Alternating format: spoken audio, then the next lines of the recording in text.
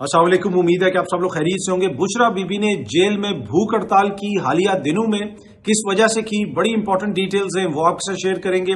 उसके साथ साथ एक ऐसा फैसला किया है खान साहब ने जिसकी वजह से हुकूमत परेशान नजर आ रही है। वो कौन सा फैसला है वो भी आपसे शेयर करेंगे। आज इमरान खान साहब से किस किस की मुलाकात हो सकती है, उस हवाले से भी कुछ तफसीलात हैं, कुछ मजीद खबरें। कोशिश होगी कि आज के इस व्लॉग में वो भी आपके साथ शेयर की जाए। लेकिन सबसे पहली खबर जो आपके साथ शेयर करनी है, गुज़िश्ता रोज वज़ीर आज़म शहबाज शरीफ साहब खैबर पख्तूनख्वा के दौरे पे गए। उनके साथ फील्ड मार्शल साहब भी थे और मुख्तलिफ जो फ्लड अफेक्टेड एरियाज हैं वहां का उन्होंने दौरा किया।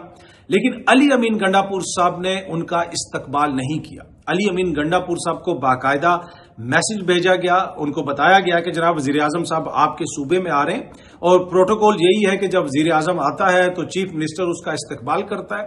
लेकिन अली अमीन गंडापुर साहब की जानिब से माजरत कर दी गई। उन्होंने कहा जनाब हम आपका इस्तकबाल नहीं कर सकते, वो जो लोग वहां पे मुतासरीन हैं वो भी नहीं चाहते कि मैं आपके साथ नजर आऊं। तो अली अमीन गंडापुर साहब ने वजीर आजम का ना इस्तकबाल किया, ना वो वजीर आजम साहब के साथ कहीं पर गए, जिसकी वजह से काफी ज्यादा वफाक में, जिस तरह आप कहते हैं, एक तरह से गुस्सा भी है और उस चीज को पसंद नहीं किया गया। और अब आप देखेंगे कि कुछ दोस्त मीडिया में इसको शायद डिस्कस करते हुए भी नजर आए और अली अमीन साहब के ऊपर तनकीद करते हुए भी नजर आए। अच्छा, उस इस्तकबाल ना करने के बावजूद जब वजीर आजम साहब ने वहां पे वो अवाम से बात की, मीडिया से बात की, तो अपनी तकरीर में भी वजीर आजम साहब ने खैबर पख्तूनख्वा के अंदर खड़े होकर कहा कि जनाब गंडापुर साहब के साथ मिलकर हम काम करेंगे। जनाब गंडापुर, जी हाँ जी, जनाब गंडापुर कहा उन्होंने। लेकिन जनाब गंडापुर साहब जो है वो वजीर आजम साहब का इस्तकबाल करने नहीं गए। उन्होंने कहा जनाब मैं इनके साथ नजर नहीं आ सकता हूं क्योंकि हम इनको नहीं मानते और जो भी मसाइल हैं सियासी वो आपको पता ही है। तो इसकी वजह से काफी ज्यादा वफाक में एक तरह से गुस्सा भी पाया जाता है, रिजर्वेशंस भी हैं और तहफुजात का इजहार भी किया जा रहा है। अच्छा जी, दूसरी खबर आपको पता है कि ऑडिटर जनरल ऑफ पाकिस्तान की रिपोर्ट सामने आई है। मुख्तलिफ महकमों के हवाले से बहुत सारी चीजें हैं, हमने भी वो काफी ज्यादा रिपोर्ट डाउनलोड भी की है, उसको देख रहे हैं और उसके अंदर से मुख्तलिफ चीजें निकाल रहे हैं। आज एक दो चीजें मैं आपसे शेयर करना चाहता हूं कि कैसे पाकिस्तान की आवाम का पैसा ये लोग खर्च करते हैं। ये जो सरकारी पैसा जिनके पास होता है ये बेसिकली आवाम की अमानत होती है। अच्छा, अब इस जो ऑडिट रिपोर्ट है उसके सफा नंबर 62 पर पीआईए के ऑपरेशंस के हवाले से जिक्र है कि पीआईए का जो ऑपरेशन है वो इस्लामाबाद से ऐसे चलाया गया। ये गुज़िश्ता चंद बरसों की बात है। इस ऑडिट रिपोर्ट के अंदर चीजें होती ही हैं कि सम टाइम 3-4 साल पुरानी होती हैं, वो रिपोर्ट आके अभी होती हैं। पर इस दफा की जो रिपोर्ट आई है उसके अंदर ये चीज रिपोर्ट हुई है कि जनाब इस्लामाबाद में जो ऑपरेशन हो रहा था पीआईए का, उसको इस तरीके से चलाया जा रहा था, माले मुफ्त दिले बेरहम, कि 1118 फ्लाइट्स ऐसी थीं जिनमें से या तो किसी फ्लाइट में सिर्फ एक बंदा ट्रेवल कर रहा था, इसमें नेशनल फ्लाइट्स भी थीं और इंटरनेशनल फ्लाइट्स भी थीं पीआईए की। और इन फ्लाइट्स को अगर आप देखें, अगर इसका ब्रेक डाउन करें आप, 816 फ्लाइट्स ऐसी थी पीआईए की जिसमें सिर्फ एक मुसाफिर था। 816। यहां पे जनाब एक बंदा जा रहा हो तो ये अपनी गाड़ी नहीं भेजते, कहते हैं जनाब 2 बंदे साथ एक्स्ट्रा बिठा लो जब अपना पेट्रोल लग रहा हो। हाँ, जब सरकारी पेट्रोल लग रहा हो तो फिर तो कोई मसला नहीं है। मोटरसाइकिल अकेले नहीं चलाते, कहते हैं जी एक बंदा और पीछे बिठा लें क्योंकि पेट्रोल अपना लग रहा है। लेकिन जब अवाम का पैसा है, जब सरकारी पैसा है, तो 816 फ्लाइट्स पे सिर्फ एक पैसेंजर को भिजवा दिया गया क्योंकि फ्लाइट ऑपरेशन इस नाअहली से चलाया जा रहा था। 302 फ्लाइट्स ऐसी हैं जिसमें सिर्फ 2 पैसेंजर्स थे, सिर्फ 2 पैसेंजर्स। और ये मैंने आपको बताया कि टोटल जो है ये 1118 ऐसी फ्लाइट्स है। इससे आप अंदाजा लगा सकते हैं कि कैसे ये सारे मामला चलाए जा रहे थे। अच्छा, एक और चीज जो इसमें आई कि पीआईए का जो लंदन का ऑपरेशन था वो बंद रहा काफी साल, लेकिन उसके बावजूद वहां पे 35 लोकल एम्प्लॉयज को भर्ती भी किया गया, उनको रखा भी गया और उसके ऊपर जो है 200 मिलियन रुपए से ज्यादा वहां पे खर्चा आया। इससे आप अंदाजा लगाएं जनाब, अपने पैसे के ऊपर अगर कोई बंदा काम ना कर रहा हो या कोई ऐसी चीज हो, ये कभी बंदा रखेंगे? लेकिन अवामी पैसा है तो जो मर्जी करते रहो। इसी तरीके से पुर्जे गायब हो जाते हैं। एक पुर्जा जिसकी कीमत $1 लाख से भी ज्यादा है, वो जनाब कब गायब हुआ? वो गालिबन गायब हुआ था 26 जनवरी 2021 में। अभी तक उसका नहीं पता चला कि जी वो पुर्जा किधर है। और ये एक लंबी फहरिस्त है। ये जो सारी चीज ये है ना, बहुत सारे ये सब कुछ ये जो हमने हाईलाइट, ये सिर्फ पीआईए के हैं, अभी सिर्फ पीआईए के। इसके अलावा भी पीआईए के और पेपर्स हैं। دیگر اگر آپ محکموں کی بات کریں، ایسی ایسی چیزیں ہیں کہ انسان پریشان ہو جاتا ہے کہ یار یہ پاکستان کے عوام کا پیسہ کیسے لٹایا جا رہا ہے۔ اچھا، جو امیر ممالک ہوتے ہیں، جو ترقی یافتہ ممالک ہوتے ہیں، ان کے آپ کو اتنے لگژری آفیسز بھی نظر نہیں آتے، اس طرح کی لگژری سراؤنڈنگز بھی نظر نہیں آتی جہاں پہ سرکاری لوگ بیٹھے ہوئے ہیں۔ یہ حالیہ دورہ ہی آپ دیکھ لیں مریم بی بی کا جاپان کا، کہیں پہ ان کو بینچوں پہ بٹھایا ہوا ہے، کہیں پہ ایسی جگہ پہ بٹھایا ہوا ہے جیسے اسکول کے اندر وہ بینچ ہوتے ہیں، بچے بیٹھے ہوئے ہیں، سامنے جناب اسکرین لگی ہوئی ہے، ایک بندہ کھڑا ہوا ان کو بتا رہا ہے، کوئی لمبے چوڑے پروٹوکول نہیں ہے، کسی منسٹر سے بھی مل رہے ہیں تو عام سی کرسیاں ہیں۔ اس سے آپ اندازہ لگائیں کہ قومیں کس طرح ترقی کرتی ہیں، اور یہاں پہ جب یہ لوگ آتے ہیں، ان سے کوئی ملنے جاتا ہے، آپ نے ان کے پروٹوکول کبھی دیکھیں؟ بندہ حیران رہ جاتا ہے، لگتا ہے ایسے ہے کہ وہ جو آئی ایم ایف والے یہاں پہ آتے ہیں وہ ہم سے پیسے مانگنے آتے ہیں۔ تو یہ ایک فرق ہے بنیادی سا ترقی یافتہ ممالک میں، تہذیب یافتہ ممالک میں اور ہمارے جیسے ممالک میں۔ اچھا جی، آج عمران خان صاحب سے ملاقات کا دن ہے اور 6 نام بھیج دیے گئے ہیں، اور ان 6 ناموں میں 2 صحافیوں کے نام بھی ہیں۔ اسد اللہ خان صاحب کا نام ہے اور بشارت راجہ صاحب کا نام ہے۔ یہ دونوں سینئر صحافی ہیں۔ اسد اللہ خان صاحب جو ہیں وہ غالباً 92 نیوز پہ ہیں، اور بشارت راجہ صاحب جو ہیں وہ سپریم کورٹ کو کور کرتے ہیں اور غالباً ABN نیوز کے لیے کرتے ہیں کوریج۔ تو یہ دونوں سینئر صحافی ہیں۔ اب دیکھتے ہیں کہ ان کی خان صاحب سے ملاقات ہو سکتی ہے یا نہیں ہوتی۔ اچھا، آج کی جو بڑی خبر ہے، بڑی خبر یہ ہے کہ بشرا بی بی نے حالیہ دنوں میں جیل میں بھوک ہڑتال کی۔ جس قسم کا سلوک ان کے ساتھ کیا جا رہا ہے وہ مجبور ہو گئی، ان کو بھوک ہڑتال کرنی پڑی۔ سینئر صحافی نصرت جاوید صاحب نے بھی کچھ چیزوں کا ذکر کیا کہ ایک کیڑا کوئی ان کو کاٹا وہاں پہ بشرا بی بی کو سیل کے اندر، ان کا سیل گندا ہے، ان کے کپڑے نہیں ان کو دھلوا کے دیے جاتے، بلکہ ان کو یہاں تک کہا گیا کہ اپنے کپڑے خود دھو دو۔ یہ بنیادی طور پہ اس کی تفصیل یہ ہے کہ بشرا بی بی کے جو کپڑے وغیرہ ہوتے ہیں وہ اپنے خاندان کے لوگوں کو دے دیتی ہیں، خاندان کے لوگ لے جاتے ہیں، جب ملاقات کے لیے وہ آتے ہیں، پھر اگلی دفعہ جب وہ آتے ہیں تو وہ نئے صاف ستھرے دھلے ہوئے کپڑے لے کے آ جاتے ہیں۔ لیکن وہ ملاقاتیں بھی روک دی گئیں، کھانا جس قسم کا دیا جا رہا تھا اس پہ بھی شکایات تھیں، پھر اور بھی سیل کے اندر بہت زیادہ مسائل تھے جدھر بشرا بی بی رہ رہی ہیں، اور ابھی بھی وہاں پہ مسائل ہیں۔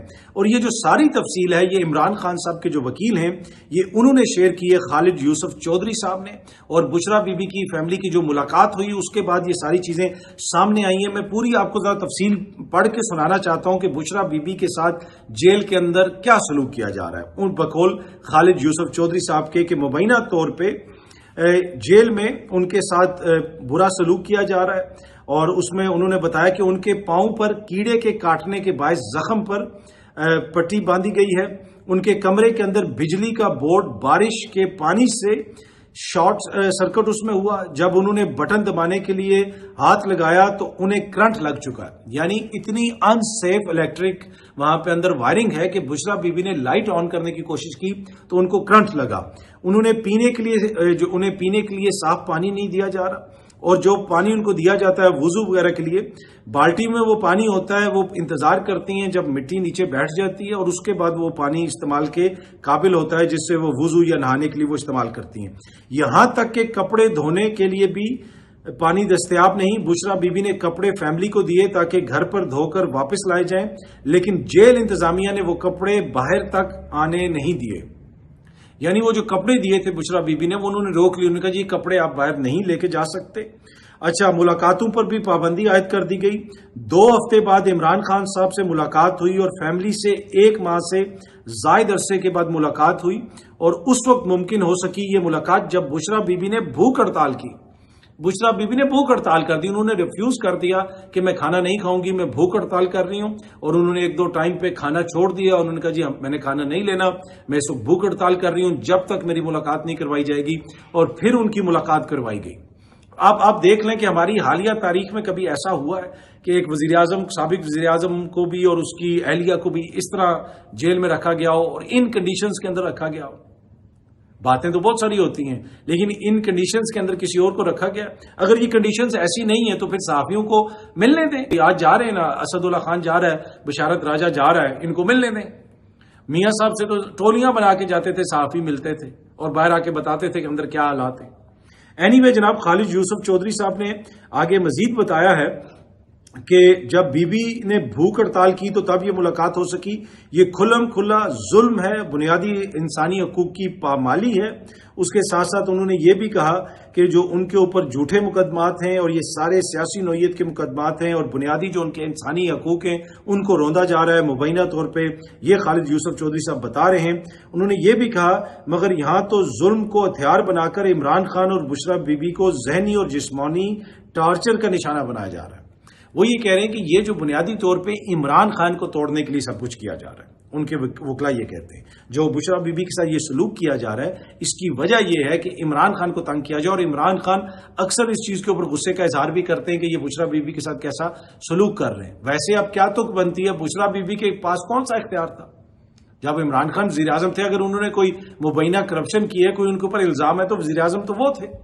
بشرا بی بی کو کیوں بند کیا ہوا ہے؟ اس لیے کہ وہ یہ کہتے ہیں کہ عمران خان کو کمزور کرنے کے لیے وہ یہ سمجھتے ہیں کہ شاید عمران خان جو ہے اس کی وجہ سے کمزور ہو جائیں. یہ ان کے وکلا کا کہنا ہے. اینی وے ان سارے حالات کے باوجود یہ جو 2 سال کا عرصہ گزرا ہے عمران خان صاحب کا جیل کے اندر، ابھی بھی وہ جیل میں ہیں، اس کے باوجود وہ اندر سے ایسے سیاسی فیصلے کرتے ہیں جس کا جو حکومت کے لیے جو ہے نا وہ توڑ نکالنا سام ٹائم تھوڑا مشکل ہو جاتا ہے. گزشتہ روز بھی میری ایک حکومتی شخصیت سے بات ہو رہی تھی، اور یہ میں آپ کو بڑی ذمہ داری سے کہہ رہا ہوں، بڑی امپورٹنٹ حکومتی شخصیت نے، سیاسی شخصیت نے مجھے کہا کہ یار یہ ماننا پڑے گا کہ جیل میں بھی رہ کے اس شخص نے جن اعصاب کا مظاہرہ کیا ہے اور جس قسم کی وہ پلاننگ کرتا ہے اور ہر وقت سوچتا رہتا ہے، وہ میرے لیے باعث حیرت ہے. اور یہ وہ بندہ ہے جس کی بہت زیادہ سیاست میں جس کا بہت زیادہ تجربہ ہے. وہ کس بات پہ انہوں نے یہ کہا؟ جو محمود خان اچکزئی صاحب کو انہوں نے اپوزیشن لیڈر بنا دیا. انہوں نے کہا کہ جی ان کی جماعت کے جو لوگ تھے وہ کوئی اتنا موقف لیتا ہے، کوئی اتنا موقف لیتا ہے، تو خان صاحب نے ایسی چال چلی ہے کہ انہوں نے محمود خان اچکزئی صاحب کو بنا دیا اپوزیشن لیڈر. اب محمود خان اچکزئی جو باتیں کرتا ہے وہ حکومت والے کہتے ہیں ہمارے قانون سے دھواں نکلتا ہے، اور وہ بہت ساری ایسی باتیں کر جاتے ہیں. اب وہ اپوزیشن لیڈر بھی بن گئے. اب ان کا باقاعدہ یہ ایک عہدہ ہوگا. یہ تو اندازہ ہی نہیں تھا حکومت کو کہ ہمارے ساتھ یہ ہوگی کہ عمر ایوب جائے گا اور اچکزئی آ جائے گا. اب اچکزئی پہ کیا کریں گے؟ اچکزئی پہ تو نہ کوئی 9 مئی کا پرچہ ہے، نہ کوئی ایسی بات ہے. تو یہ ان کے لیے بڑی مصیبت بن گئی ہے. اب اچکزئی صاحب نے وہاں پہ آ کے تقاریر بھی کرنی ہے، اچکزئی صاحب نے امبیسڈر سے بھی ملنا ہے، اچکزئی صاحب نے بطور اپوزیشن لیڈر ان کا جو ہے ایک پراپر پروٹوکول ہوتا ہے، اور وہ اپنا good office of opposition leader استعمال کرتے ہوئے اچکزئی صاحب نے تو بہت کچھ کرنا ہے. اچھا ویسے اچکزئی صاحب کی جو نامزدگی ہوئی ہے، میں یہ آپ کو بتا سکتا ہوں کہ ان کی نامزدگی پر تحریک انصاف کے اندر سے بھی اختلاف ہوا ہے. تحریک انصاف کے اندر سے بھی اختلاف ہوا ہے. تحریک انصاف کے لوگوں نے کہا یہ کیا کر رہے ہیں جی، آپ اچکزئی صاحب کو کیوں بنا رہے ہیں؟ خان صاحب نے کہا جی کسی کی کوئی نہیں سننی، اچکزئی صاحب بنیں گے. اچھا جو سینٹ کے اندر بھی اگر وہاں پہ بھی راجہ ناصر عباس صاحب کو بنا دیا جاتا، ایک سوچ یہ بھی تھی تحریک انصاف کے اندر کہ وہاں پہ بھی راجہ ناصر عباس صاحب کو بنا دیا جاتا. پھر یہ ان دونوں نے دھوئیں نکلوانے تھے حکومت کے کانوں سے. پر اینی وے یہ ایک بڑی سیاسی چال ہے عمران خان صاحب کی، ایک بڑا سیاسی جسے آپ کہہ سکتے ہیں منور ہے. اور اچکزئی صاحب کا ٹو بی آنےسٹ وہ ساتھ بھی کھڑے رہے ہیں، ڈیزرو بھی کرتے ہیں، اور جو تحریک انصاف کے اندر جو میجورٹی ہے وہ اس فیصلے کو اپریشیٹ کر رہی ہے. لیکن کچھ لوگ جو ہیں جن میں مجھے نام پتا ہے کس کس نے اعتراض کیا ہے، کس کس نے کال کی ہے، سب کے نام مجھے پتا ہے، لیکن آبویسلی وہ آف دی ریکارڈ میرے ساتھ کسی نے شیئر کیے ہیں، اور میسیجز وغیرہ بھی ہیں، مختلف چیزیں وہ میں نہیں آپ کے ساتھ فی الحال شیئر کر سکتا، کیونکہ اس شرط کے اوپر اس شخصیت نے میرے ساتھ شیئر کی تھی کہ یہ میرے اور ان کے بیچ میں ایک امانت رہے گی. تو پر اتنا میں آپ کو بتا سکتا ہوں، یہ میں نے ان سے اجازت لی تھی کہ میں اتنا ذکر ضرور کروں گا کہ تحریک انصاف کے اندر سے کچھ لوگوں نے اس چیز کی مخالفت کی ہے. اچھا ایک اور چیز، اب پاکستان تحریک انصاف نے انتخابی جو مہم چلنی ہے، ضمنی انتخابات جو ہونے ہیں، اس میں بھی حصہ لینے کا فیصلہ کیا. اس کی کیا وجہ ہے؟ اس کی ایک بڑی وجہ یہ ہے کہ خیبر پختونخوا کے اندر جس طرح عمر ایوب صاحب کو نااہل قرار دے دیا گیا، اس حلقے میں الیکشن ہوگا دوبارہ. وہاں پہ تو ہے علی امین گنڈاپور صاحب کی، جناب گنڈاپور صاحب کی، اس لیے کہ شہباز شریف صاحب نے کہا ہے علی امین گنڈاپور کو جناب گنڈاپور، تو آج کے بعد سے ان کو جناب بولا اور لکھا جائے تو جناب گنڈاپور صاحب کی حکومت ہے وہاں پہ. اور جناب گنڈاپور صاحب نے اتنی جلدی اس طرح جو ہے وہاں پہ دھاندلی نہیں ہونے دینی.